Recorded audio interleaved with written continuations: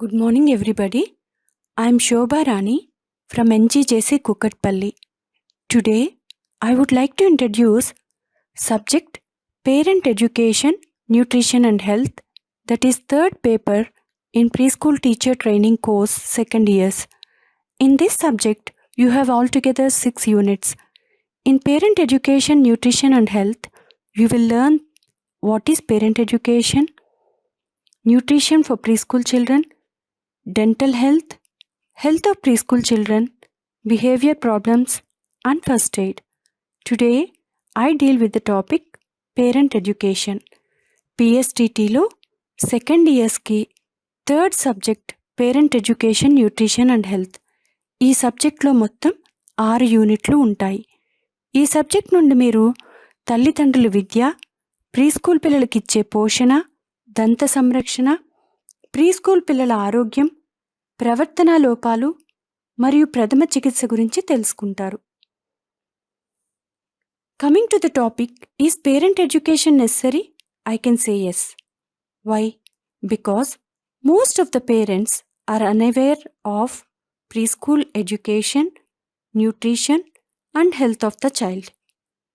When parents join children in the preschool, they will be very anxious to know about the academic progress of the children, leaving other vital aspects aside of child's adjustment in school and home. In such cases, parent education plays very important role in all-round development of the children.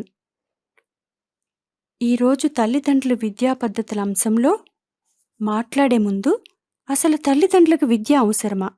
అవును, అవసరం. ఎందుకంటే చాలా వరకు తల్లిదండ్రులకు preschool విద్య పట్ల కానీ, పోషణ కానీ, ఆరోగ్యం గురించి కానీ ఏ విధమైన అవగాహన ఉండదు. ముఖ్యంగా కొంతమంది తల్లిదండ్రులు పిల్లలను ప్రాక్ పాఠశాలలో చేర్పించిన తర్వాత పిల్లల యొక్క విద్యా పురోగతి వరకు మాత్రమే తెలుసుకుంటారు. మిగిలిన అత్యంత ముఖ్యమైన అంశాలను వదిలివేస్తారు. కావున అలాంటి సందర్భాల్లో తల్లిదండ్రుల విద్య అనేది పిల్లల యొక్క సర్వతోముఖాభివృద్ధిలో అతి ముఖ్య పాత్ర వహిస్తుంది. In this chapter, you are going to learn about meaning of parent education, need and importance of parent education, and methods of parent education. ఈ పాఠంలో తల్లిదండ్రుల విద్య అనగానేమి, తల్లిదండ్రుల విద్య యొక్క ఆవశ్యకత మరియు ప్రాముఖ్యత గురించి, అలాగే తల్లిదండ్రుల విద్యా పద్ధతుల గురించి తెలుసుకుంటారు. Meaning of parent education.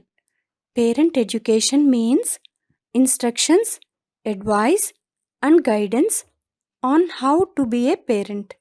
According to Brim, 1959, parent education is an activity using educational techniques in order to effect a change in parent role or performance. Brim is a psychologist. He means that parent education should be like activity using various educational techniques which brings changes in parents' role or performance of a parent. తల్లిదండ్రుల విద్య అనగానేమి? తల్లిదండ్రుల విద్య అనగా తల్లిదండ్రులు ఎలా ఉండాలి అనే దాని పట్ల తగిన సూచనలు, సలహాలు, మార్గదర్శకాలు ఇవ్వటం. బ్రిమ్ అనే మానసిక నిపుణుడు 1959లో తల్లిదండ్రుల విద్య అనేది వివిధ రకాల విద్యా పద్ధతులను ఉపయోగించి ఒక కార్యక్రమంగా రూపొందించి వాటి ద్వారా తల్లిదండ్రుల యొక్క పాత్రలో కానీ వారి యొక్క ప్రదర్శనలో కానీ మార్పును తీసుకుని రావచ్చని చెప్పటం జరిగింది. Need and importance of parent education. Doctor Rajendra Prasad, the first president of Indian Republic, said, "If one's childhood is well spent, well regulated, and well organized, the better he will take up the responsibilities of a full grown-up citizen." Hence, parents need proper knowledge regarding how to bring up the child as a better citizen in all aspects of life. Some of the important points to remember are illiterate and ignorant parents can be benefited greatly by the parent education programs. Parent education helps them to develop positive attitudes towards parenthood. It helps parents to understand the child better and set realistic goals for them. It helps parents to gain confidence on the school and value of informal education. Parents will learn many useful things from the programs like child rearing practices, healthcare, nutritional education, hygiene, and overall development of the child. తల్లిదండ్రుల విద్య యొక్క ఆవశ్యకత మరియు ప్రాముఖ్యత. Doctor Rajendra Prasad మన దేశం మొదట అధ్యక్షుడు. ఒకరి బాల్యం బాగా గడిపినట్లయితే, బాగా నియంత్రించబడితే, చక్కగా నిర్వహించబడితే అటువంటి పిల్లలకు పూర్తి ఎదిగిన పౌరుడు బాధ్యతలను తీసుకుంటారు అని చెప్పటం జరిగింది. కాబట్టి తల్లిదండ్రులు పిల్లలను అన్ని అంశాలలో మంచి పౌరుడిగా తీర్చిదిద్దడానికి అవసరమైన పరిజ్ఞానం కలిగి ఉండాలి. ఇక్కడ కొన్ని గుర్తుంచుకోవాల్సిన ముఖ్యమైన అంశాలు. తల్లిదండ్రులు విద్యా కార్యక్రమాల ద్వారా నిరక్షరాస్యులు, అమాయకులైన తల్లిదండ్రులు ఎంతో ప్రయోజనం పొందుతారు. తల్లిదండ్రుల విద్య వలన తల్లిదండ్రులకు పేరెంట్హుడ్ పట్ల సానుకూలమైన వైఖరి ఏర్పడుతుంది. తల్లిదండ్రులకు పిల్లలను బాగా అర్థం చేసుకుని మరియు పిల్లలకు వాస్తవిక లక్ష్యాలను నిర్దేశించుకోవడానికి సహాయపడుతుంది. తల్లిదండ్రులకు పాఠశాల మరియు ప్రీస్కూల్ విద్య యొక్క విలువల గురించి విశ్వాసం పొందుతారు. తల్లిదండ్రులకు చాలా ఉపయోగకరమైన విషయాలు అనగా పిల్లల పెంపకం, ఆరోగ్య జాగ్రత్తలు, పోషణ, విద్య, పరిశుభ్రత మరియు పిల్లల యొక్క సమగ్ర అభివృద్ధి గురించి తల్లిదండ్రుల విద్యా కార్యక్రమాల ద్వారా నేర్చుకుంటారు. So, need and importance of parent education plays a major role in educating parents. తల్లిదండ్రులకు విద్య అందించడానికి తల్లిదండ్రుల విద్యా పద్ధతులు ఎంతగానో ఉపయోగపడతాయి. What are methods of parent education? In order to make parent education effective, it is essential to select the suitable media or technique for communication. Methods of parent education is broadly divided into two methods. One is group approach, the other one is individual approach. తల్లిదండ్రుల విద్యను సమర్థవంతంగా అందించడానికి ముఖ్యంగా సరి అయిన టెక్నిక్స్ను అనగా పద్ధతులను సమాచారం అందించడానికి ఎన్నుకోవలను. తల్లిదండ్రుల విద్యా పద్ధతులు 2 విధాలుగా విభజించబడినవి. అవి సమూహ విధానము అనగా గ్రూప్ అప్రోచ్, 2 వ్యక్తిగత విధానము అనగా individual approach. This group approach is classified into 2. One is mass group technique and the other one is mini group technique. ఈ సమూహ విధానము 2 విధాలుగా విభజించబడింది. 1 మాస్ గ్రూప్ టెక్నిక్ మరియు 2 మినీ గ్రూప్ టెక్నిక్గా మీరు స్క్రీన్ మీద కూడా చూడొచ్చు. Mass group technique means educating large group of members. This is what you can see in the picture by using suitable educational technique. Mini group technique means educating small group of members which you can see in the picture by using suitable educational techniques. Mass group technique అనగా అనుకూలమైన టెక్నిక్ను ఉపయోగించి ఎక్కువ సమూహానికి విద్య అందించటం. అలాగే mini group technique అనగా తక్కువ సమూహానికి అనుకూలమైన పద్ధతిని ఉపయోగించి విద్యని అందించటం. As I already said that mass group means large group of people are engaged. So to educate them, we can use printed media and audiovisual media. Here, I will tell you what is printed media. Printed media means it is the oldest technique in which theory-based knowledge is imparted to parents in a language they can understand and in a style they can comprehend. Some of the examples of printed media are books, pamphlets, magazines, and newspapers. In books for parents on childcare written by the staff or by the organization as well as by individual authors, handbooks of the childcare. Pamphlets. These are written in simple language with bold prints and good illustrations. Cover issues like infant feeding, importance of immunization, common illness. These are inexpensive compared to books and very quick to read. Magazines and newspapers. Parent education materials in newspapers appears in both local and nationally syndicated columns which have an immense readership. Newspapers like Hindu, Deccan Chronicle, etc. Magazines such as Women's Era, Femina, Future, etc. publish articles for parents on issues of health, nutrition, problems of social education, etc. నేను చెప్పినట్లుగా mass group technique అనగా ఎక్కువ మంది ప్రజలకు అవసరమైన పద్ధతిని ఉపయోగించి విద్యను అందించటం. ఆ టెక్నిక్స్ ఏమిటనేది తెలుసుకుందాం. ఇందులో వ్రాతపూర్వక ప్రసార సాధనాలు అనగా ప్రింటెడ్ మీడియా మరియు శ్రవణ దృశ్య మాధ్యమాలు అనగా ఆడియో విజువల్ మీడియా ఉన్నాయి. ప్రింటెడ్ మీడియా అనగా ఇది చాలా పాత పద్ధతి. ఇందులో సిద్ధాంత ఆధారిత జ్ఞానం ఇవ్వబడుతుంది.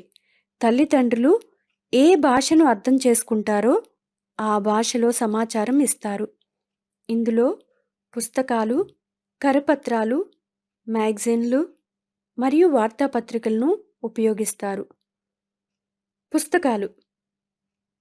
పుస్తకాలనేవి పిల్లల పెంపకం వంటి విషయాల గురించి సిబ్బంది లేదా సంస్థ వ్రాసిన పుస్తకాలు ప్రచురించటం లేదా వ్యక్తిగతంగా కూడా ప్రచురించవచ్చు.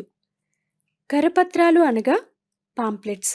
ఇవి సులువుగా అర్థమయ్యే భాషలో పెద్ద అక్షరాలతో చక్కని బొమ్మలతో కూడి ఉంటాయి. వ్యాధి నిరోధక శక్తి యొక్క ప్రాముఖ్యత, సాధారణ రోగములు మరియు శిశు పోషణ వంటి విషయాలను ప్రచురించవచ్చు. మ్యాగజైన్స్ మరియు వార్తాపత్రికలు. పిల్లల పెంపకం, పిల్లల యొక్క విషయాలు వివిధ వార్తాపత్రికల్లో ఎన్నో అంశాలు ప్రచురించబడతాయి. అదేవిధంగా ఆరోగ్యం, పోషణ, సాంఘిక విద్యలో వచ్చే సమస్యలను మనం మ్యాగజైన్స్లో కూడా చూడవచ్చు. As we discussed about printed media, now let us know about audiovisual media. It means communication can be established with the general public through a variety of audiovisual media. Audiovisual techniques sometimes are more effective because they can stimulate both eye and ears of learner. By pre-planning, they can make the message more interesting or more attractive so as to catch the attention of the learner. Here are some of the examples of audiovisual media: radio, television, slides, audio cassettes, overhead projector, transparencies, films, documentaries, exhibition and village level camps. Radio. It serves as an effective medium to impart information and educate people. Radio is a simple and more economical technology to meet the diverse needs arising out of India's economic, social, linguistic, and geographical variations. Nowadays, most of them are not using these radios. Television. Television became popular with all classes because of its audibility and visibility.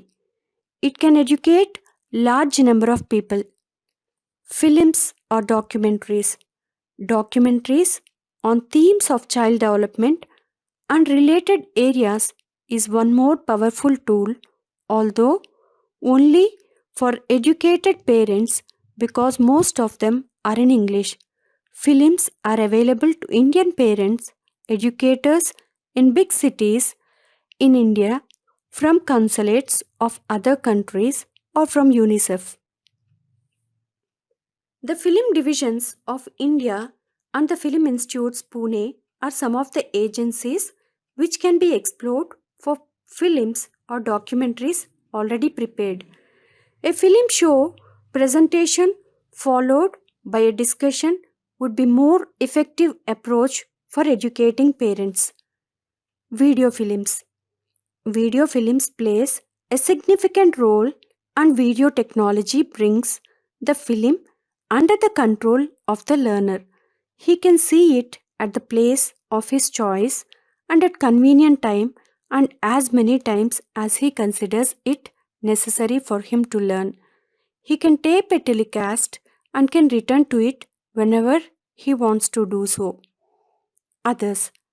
Press information, advertising, photographs, posters, songs, and dramas are some other media of communicating with large populations and are being used for variety of purposes. Each of these media has an impressive outreach and a large potential. శ్రవణ దృశ్య పరికరాలు audio visual AIDS సమాచారంని సాధారణ ప్రజానికంకు ఎన్నో శ్రవణ దృశ్య పరికరాల ద్వారా తెలియచేయవచ్చు. ఇవి చాలా సమర్థవంతమైనవి. నేర్చుకునేవారు కళ్ళు చెవులు ఉపయోగించటం వలన ప్రేరణ పొందుతారు. ఇందులో radio, television, films, documentaries, videos మొదలైన వాటిని ఉపయోగిస్తారు. రేడియో అనేది సమాచారాన్ని స్వరంతో చెబుతూ ప్రజలకు విద్య అందిస్తుంది. ఇది ఉపయోగించటం వల్ల చాలా సులభతరం మరియు ఆర్థిక సాంకేతికతతో విభిన్న అవసరాలను తీరుస్తుంది. అయితే ఇప్పుడు చాలా తక్కువగా రేడియోను ఉపయోగిస్తున్నారు. టెలివిజన్ ఇవి అన్ని వర్గాల్లో ప్రముఖత చేకూరినవి. దీనిలో శ్రవణ మరియు దృశ్యంతో ఉంటాయి కనుక అందరికీ సులభంగా అర్థమవుతుంది. ఎక్కువ మంది జనాభాకి విద్యను అందిస్తుంది. ఫిలిమ్స్ మరియు డాక్యుమెంటరీస్ పిల్లల అభివృద్ధికి సంబంధించిన చిన్న చిన్న డాక్యుమెంటరీస్ని మరింత శక్తివంతమైన సాధనంగా ఉపయోగపడుతుంది. కానీ ఇవి ఎక్కువగా చదువుకున్న వారికి ఉపయోగపడతాయి. ఎందుకంటే ఇవి ఆంగ్లంలోనే ఉంటాయి కనుక. పెద్ద పెద్ద పట్టణాల్లో ఫిలిమ్స్ ద్వారా కూడా తల్లిదండ్రులకు విద్య అందిస్తారు. కానీ చదువుకున్న వారికి మాత్రమే ఉపయోగపడతాయి. వీడియో, ఫిలిమ్స్ ఎక్కువ ప్రాముఖ్యత వహిస్తాయి. ఇవి ఎక్కడి నుండైనా ఎప్పుడైనా నేర్చుకునే వ్యక్తి అనుకూలమైనప్పుడు చూడవచ్చు. కావాలంటే రికార్డ్ చేసి కూడా పెట్టుకోవచ్చు. ఇంకా ఇతర సాధనాలు అనగా ప్రెస్, అడ్వర్టైజ్మెంట్స్, ఫోటోగ్రాఫ్స్, పోస్టర్స్, పాటలు, డ్రామాలు మొదలైనవి కూడా ఎక్కువ మందికి సమాచారాన్ని అందించడానికి ఉపయోగించవచ్చు. దేని ప్రత్యేకత దానికి ఉంటుంది. In group approach, you have two techniques, that is mass group technique and the mini group technique. We have already discussed about mass group technique. Coming to mini group technique, in this, a parent educator and a small group of parents actively interact with each other. That is mini group technique. In this, some of the examples are dramatization and puppetry, charts, posters, presentations, demonstrations, modeling, lectures, group discussions, and parent-teacher meetings. In dramatization and puppetry, it has a very functional significance as well as entertainment component. It is an inexpensive media to teach rural people. Charts, posters, specific articles, presentations, demonstrations, modeling are the examples of mini group techniques. In lecture method, these have been used for a long time and play a significant role in many parent education programs. CDs, lectures can also be there on a variety of topics. This provides the basis for subsequent group discussions. What are group discussions? It means it improves parent competence in working with others by focusing on their behavior in group. It can be done on variety of topic of parents' interests after a lecture, film show, etc. Next, coming to parent-teacher meetings. What are parent-teacher meetings? These meetings are helpful to establish contacts between parents and teachers. They also give them opportunities to meet with other parents. In a planned meeting, the parents must be given a chance to discuss about the children and their expectations, while planning the interests and needs of the parents should be considered. Besides the informal discussion in such meetings, additional information can be given by demonstrations, films, lectures, and displays. Mini group technique అనగా చిన్న సమూహం. ఇందులో తక్కువ మంది జనాభాకి సమాచారాన్ని వివిధ రకాల విద్యా పద్ధతుల ద్వారా అందించవచ్చు. ఇందులో డ్రామాలు లేదా తోలుబొమ్మలాటలు, చార్ట్లు, పోస్టర్స్, ప్రదర్శనలు, మోడలింగ్, లెక్చర్స్, సమూహ చర్చలు అంటే గ్రూప్ డిస్కషన్స్, తల్లిదండ్రుల ఉపాధ్యాయ సమావేశాలు అనగా పేరెంట్ టీచర్ మీటింగ్స్ మొదలైనవి ఉపయోగించవచ్చు. డ్రామాలు, తోలుబొమ్మలాట వీటికి ఎంతో ప్రాముఖ్యత ఉంటుంది. వినోదాన్ని కూడా ఇస్తుంది. తక్కువ ఖర్చుతో కూడుకున్నది కనుక ముఖ్యంగా గ్రామీణ ప్రజలకు విద్య అందించడానికి ఉపయోగపడుతుంది. లెక్చర్స్ గురించి చెప్పుకుందాం. తల్లిదండ్రుల విద్యా కార్యక్రమాల్లో ఇవి చాలా ముఖ్య పాత్ర వహిస్తాయి. ఎప్పటి నుండో ఈ పద్ధతిని ఉపయోగిస్తున్నారు. వివిధ అంశాల మీద సీడీస్, లెక్చర్స్ కూడా ఉంటాయి. గ్రూప్ డిస్కషన్స్ చేసుకోవడానికి ఇవి అందుబాటులో ఉంటాయి. Next, parent teacher meeting. తల్లిదండ్రులు, ఉపాధ్యాయులు మధ్య మంచి సంబంధ బాంధవ్యాలు ఏర్పడటానికి ఈ చర్చలు ఎంతగానో ఉపయోగపడతాయి. ఇతర తల్లిదండ్రులను కలిసే అవకాశం ఉంటుంది. అనుకున్న సమయానికి చర్చలు ఏర్పాటు చేస్తే తల్లిదండ్రులు వారి పిల్లల గురించి చర్చించటం మరియు పిల్లల పట్ల వారి అంచనాలు తెలియజేస్తారు. ప్రణాళిక చేస్తున్నప్పుడు తల్లిదండ్రుల యొక్క ఆసక్తులు, అవసరాలను తప్పక గుర్తుంచుకోవాలి. చర్చలతో పాటుగా లెక్చర్స్ కానీ, ఫిలిమ్స్ కానీ, ప్రదర్శనలు కానీ చూపించవచ్చు. Now you have learnt about group approach. Let me discuss about individual method. This is the second approach used for communicating with parents, is usually found in person-to-person setting. Individual counseling, sessions in schools, or home visits are some of the models currently being used by teachers to educate parents of young children. There is some difference between these two individual techniques. Teachers can give guidance to parents whose children reveal problems of a serious nature either in the school premises or during home visits.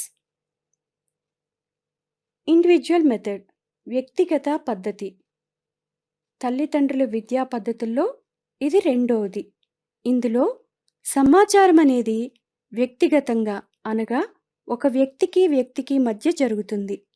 ఇక్కడ తల్లిదండ్రులు ఉపాధ్యాయులకు పిల్లల గురించి సమాచారం అందించవచ్చు, లేదా ఉపాధ్యాయులు తల్లిదండ్రులకు సూచనలు, సలహాలు ఇవ్వచ్చు. ఈ పద్ధతిలో గృహ సందర్శన, వ్యక్తిగత కౌన్సిలింగ్ లేదా ఇంటర్వ్యూలు, తల్లిదండ్రులను ప్రాక్ పాఠశాలకు ఆహ్వానించటం లేదా వ్రాతపూర్వకంగా లేదా ప్రింట్ చేసి కానీ ఇంటికి పంపటం మొదలైనవి ఉపయోగిస్తారు. In this slide, you can see some of the educational techniques which are used in individual approach. They are home visits, individual counseling and interviews, inviting parents to the preschool, sending printed and written material. Home visits. What are home visits? It is a friendly social visit which will make the child as well as the parents feel comfortable. If after a home visit the teacher feels that the child does not get proper attention from the mother at home, the teacher can try to give extra care and love to the child in the school. If the teacher feels that the child is under too much pressure at home, she can provide some activities which can minimize his pent up aggressions. Home visits are necessary for the guidance of the child. Individual counseling and interviews. Individual meetings can be planned or casual. Parents can give information to the teachers either when they come to the school to leave the children or when they pick up the children in the evening. The teacher can inform the parents anything about the child. She can request the parents to meet her whenever it is convenient for both of them. Inviting parents to the preschool. Parents are invited to the preschool to observe the program and the children at work. This will enable parents to understand the importance of special programs in a nursery school rather than only reading and writing. Parents also come to know that almost all the children are not alike in their needs and behavior. Sending printed and written materials. The preschool can maintain a diary for each child to communicate with the parents. Any message or information to be given to the parents can be written in the diary and sent home with the children.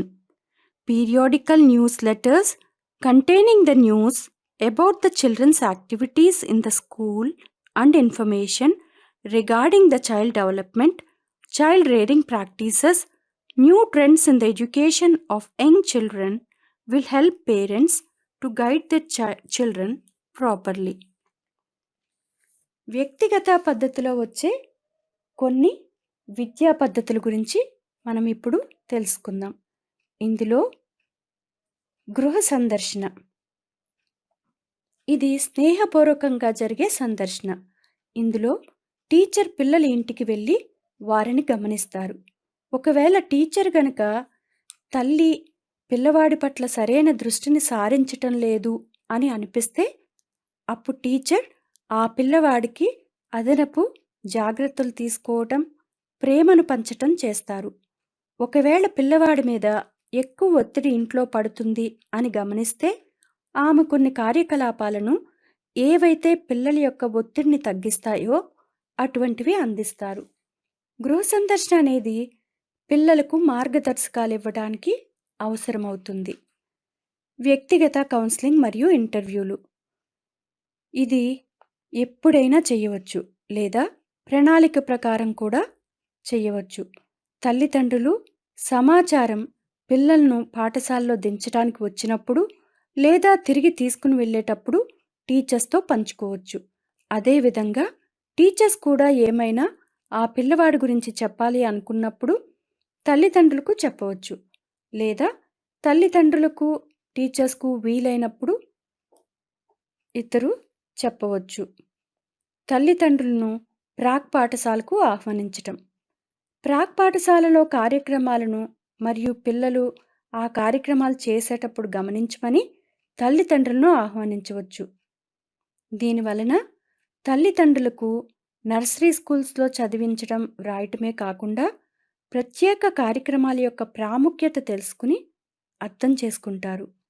తల్లిదండ్రులకు కూడా పిల్లలు అందరూ ఒకేలా ఉండరు, వారి ప్రవర్తనలో కానీ అవసరాల్లో కానీ మార్పు ఉంటుంది అని తెలుసుకుంటారు. చివరగా సమాచారంను వ్రాసి కానీ ప్రింట్ చేసి కానీ ఇంటికి పంపించాలి. ప్రాక్ పాఠశాల ప్రతి పిల్లవాడికి డైరీని నిర్వహిస్తుంది. దీని ద్వారా సమాచారం ఆ తల్లిదండ్రులకు అందిస్తుంది. ఏదైనా సందేశం లేదా సమాచారం ఆ పిల్లవాడి యొక్క తల్లిదండ్రులకు అందించాల్సి వచ్చినప్పుడు ఆ డైరీలో వ్రాసి పంపిస్తారు. పిల్లలు కార్యక్రమాల మీద ప్రచురించబడిన వార్తలు, పిల్లల అభివృద్ధి యొక్క సమాచారం మొదలైనవి పిల్లలకు మార్గదర్శకాలుగా ఇవ్వటానికి ఎంతగానో సహాయపడతాయి. Let me conclude the topic by giving few questions for you. Thank you.